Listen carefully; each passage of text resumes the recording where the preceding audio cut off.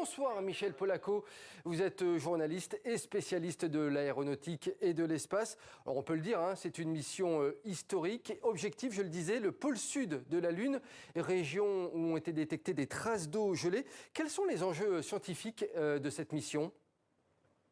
D'abord, c'est la place de quatrième dans les nations capables de poser des engins sur la Lune, c'est-à-dire les États-Unis, l'URSS puis la Russie.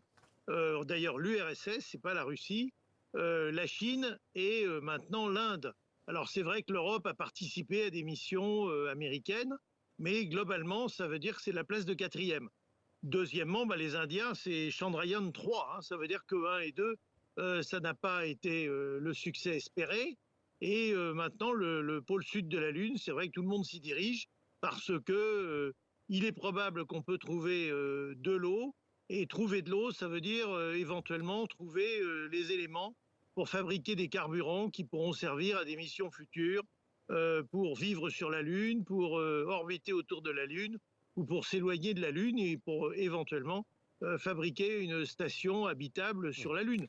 Peut-être pas tout seul pour les Indiens, c'est sûr, mais enfin, ça donne un ticket pour participer à une grande mission. Michel Polaco, on l'a compris, objectif enjeu scientifique et objectif également géopolitique. Si elle réussissait, cela marquerait aussi l'émergence de l'Inde en tant que puissance spatiale, donc. Alors l'Inde est depuis longtemps, on va dire, une puissance spatiale, car vous savez qu'il y a un lien direct entre la capacité à développer des lanceurs de satellites et la capacité à lancer des sondes ou des vaisseaux spatiaux.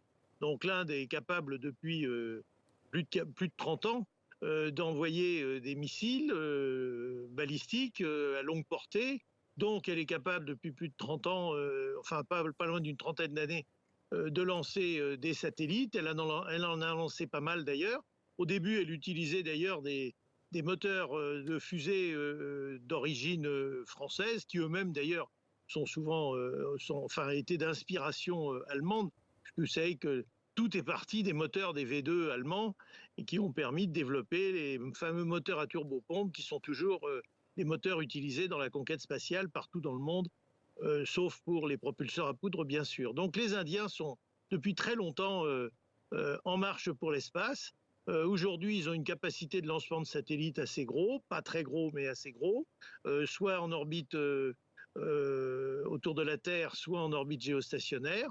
Et là, maintenant, ils attaquent un pan nouveau de la conquête spatiale, c'est-à-dire la conquête des astres, la Lune étant le premier astre qui les intéresse. Oui, parce que vous parlez de conquête spatiale, de bataille spatiale. La Russie a échoué, la Chine a cet objectif clairement.